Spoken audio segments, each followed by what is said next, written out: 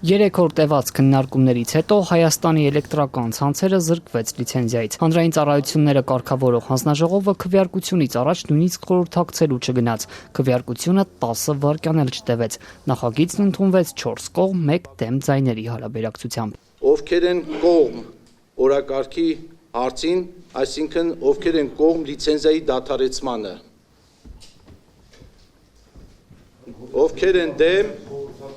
են դեմ,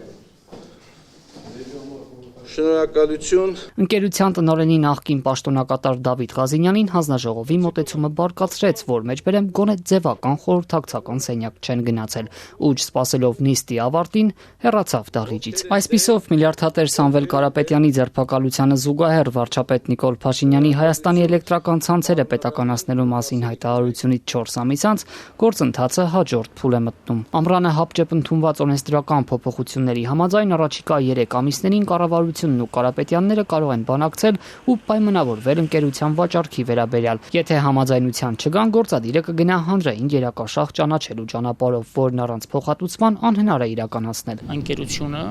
պետք է իր մասնաբաժինը մասնակիցների, այսպես ասած, որոշմամբ համաձայնեցված կարգով կարգավորող մարմնի հետ օտարվի 3 ամսվա ընթացքում, եթե չի օտարվում, համաձայնություն տեղի չի ունենում, բանակցություններ արդյունք չեն տալիս, ապա Սահմանադրության 60-րդ հոդվածով հանրային գերակաշահի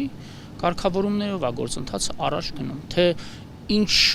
գործընթացներ կզարգանան այդ համատեքստում, բնականաբար այսօր չենք կարող կանխատեսել։ Կարապետյանների փաստաբանների այս 3 օրերի ընթացքում հնչեցված բազմաթիվ պնդումները, թե նման քայլի գնալով պետությունը ֆինանսական լուրջ պարտավորությունների տակ կընկնի, հանձնաժողովի նախագահին ու մյուս 3 անդամներին չմտափոխեցին։ Հայաստանի էլեկտրական ցանցերի շուրջ ծավալվող իրադարձությունների առանցքային դերակատարներից մեկը, ամիսներ առաջ ժամանակավոր կառավարիչ նշանակված Ռոմանոս Պետրոսյանը, որոշումից հետո իր տված առաջին հարցազրույցում ֆինանսական հնարավոր հետևանքների հարցով նույնպես առանձնապես մտահոգ չէր։ Եվ թե ինչ գումարների մասն եք դուք ասում, բնականաբար եւս այսօր չենք կարող կանխատեսել, բայց որ ամեն ինչ արվելու է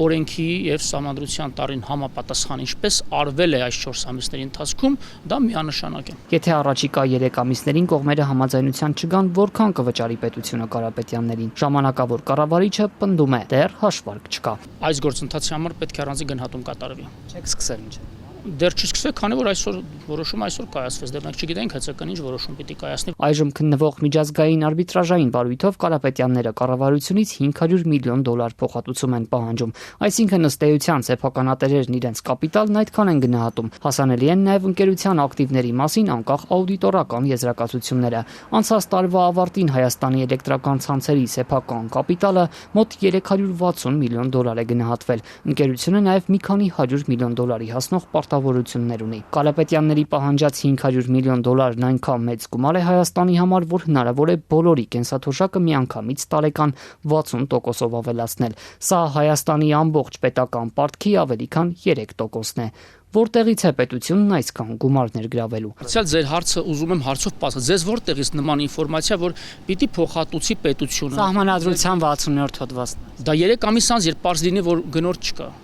Երբ պարզ լինի, պարզեց ես ինչ-որ բան է սպային, պարզ չէ։ Պետության, այսինքն քաղաքացիների ուսերին ֆինանսական հնարավոր բեռի մասին հարցին նույն ինքնավստահությամբ չպատասխանեց հանձնաժողովի նախագահ Մեսրոպ Մեսրոպյանը, որը չի բացառում պաշտոնավարումից հետո վերադարձը քաղաքացիական պայմանագիր։ Ռիսկեր կան, ասում է Մեսրոպյանը։ Մեր 34 տարվա պետության մեջ,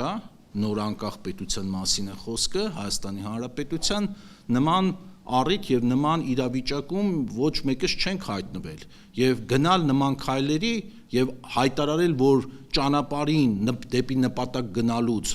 որևէ ռիսկից մենք կարող ենք զերծ լինել, դա առնվազն պատեհապաշտություն կլինի։ Բայց ես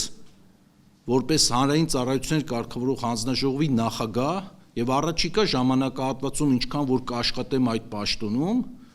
ամենայն պատասխանատվությամբ հայտարարում եմ, որ ինձանից կախված ամեն ինչ անելու եմ, որ սուբյեկտիվ կամ օբյեկտիվ ինչ-որ այդպիսի վայրիվերումների, տուրբուլենտ ռեժիմների մեջ չընկնի երկիրը։ Բայց կառավարելի ռիսկ է, հայտարարում է Հայաստանի պատմության մեջ առաջին անգամ նման որոշում կայացրած հանձնաժողովի նախագահը։